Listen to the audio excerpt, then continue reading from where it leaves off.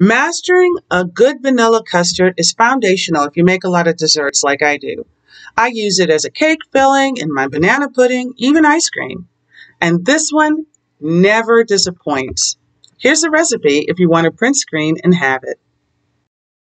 Before I forget, like, subscribe, and ring that bell.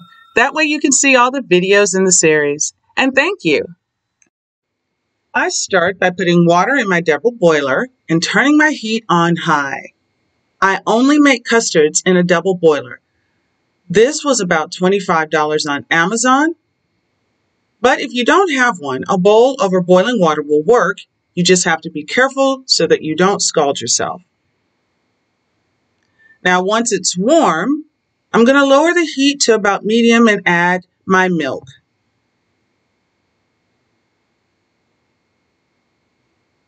Some people only use milk. I use milk and heavy whipping cream. I just believe the two make a thicker, richer, sweeter custard. And since this just needs to be warmed, the heat can be more gentle. So I separate my eggs in a separate bowl, 1 whole egg and 4 egg yolks. Now, I run my egg yolks through a slotted spoon. This is a great trick if you're just starting to use this technique. You crack an egg as normal, right over the slotted spoon. The whites will run through the slots and you'll have a perfect yolk. The traditional way is to use your hand. Pour that yolk into your hand and the whites will run through your fingers.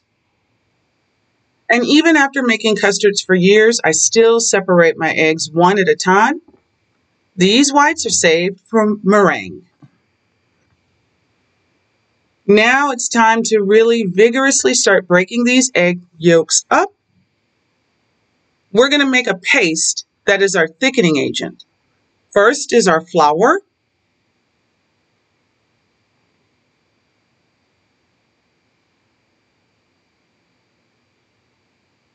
And next I add cornstarch.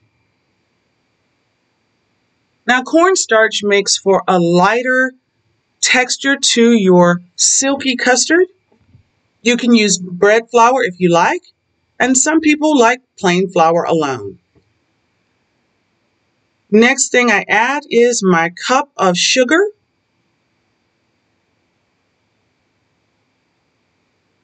And as we stir this, you're going to see a smooth paste start to form. Last is a pinch of salt. Salt makes sweet things taste sweeter. And the main thing we want is no lumps in our smooth paste. Our sugar starts to break down. And this is exactly how it should look at this point.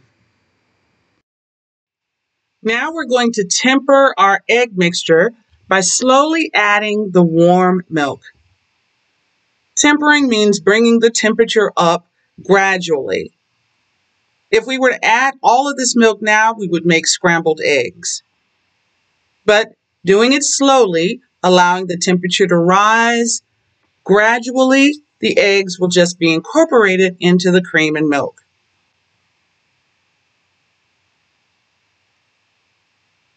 And I'm going back for another cup.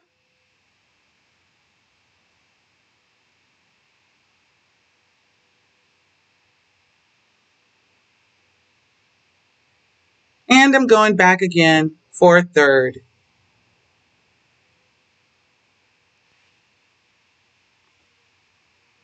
It's important to go slowly until you have a really fairly runny custard. Now that the temperature has been equalized, I can add all the rest of this cream and milk without worrying that it's going to curdle my eggs or scramble my eggs.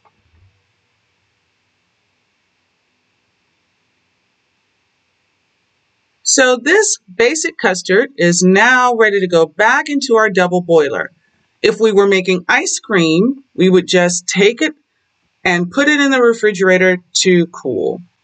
But since we're making a custard We're using this as a thickening base. The top off of our double boiler will allow it to evaporate enough moisture. And with the cornstarch, egg yolks, and flour, this will thicken into a traditional custard. Now, I like my custard a little runny, so once it coats the back of the spoon, it is ready. I'm going to be baking this, so it's going to lose more moisture in the process. And once it's thick, I'm going to pour it back into our cleaned glass bowl. It's super hot. It will continue to cook for a moment.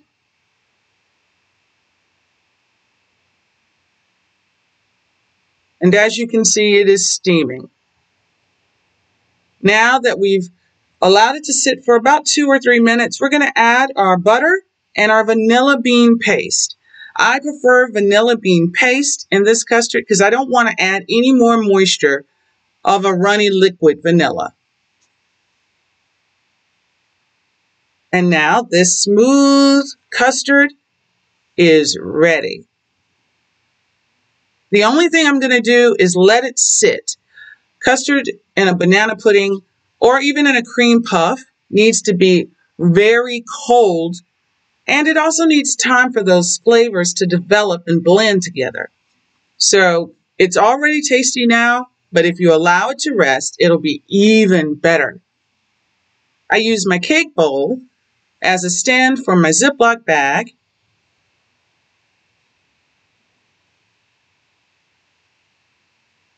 And then before I zip my bag, I'm going to make sure that there is no air. I don't want a skin to form on my custard.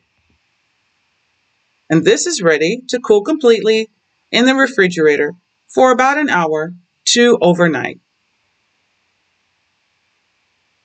Now, before I use my custard, the last step is to run it through a sieve or a fine mesh strainer.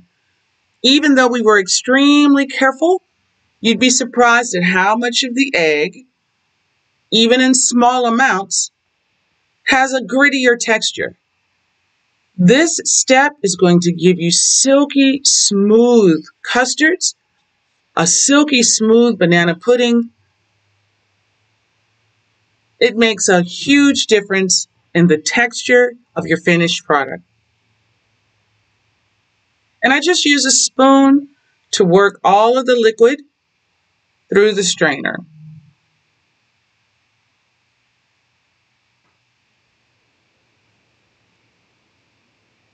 And this is it.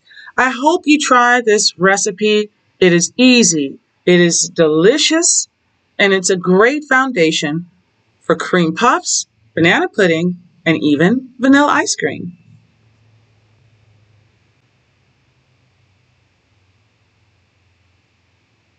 And you see how much is left? That's a lot of texture you don't want in your pudding.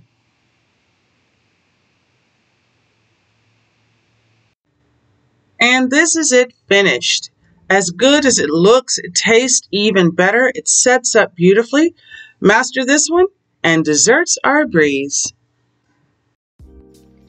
Hey, I hope you enjoyed this one. Tell me how it turned out for you in the comments.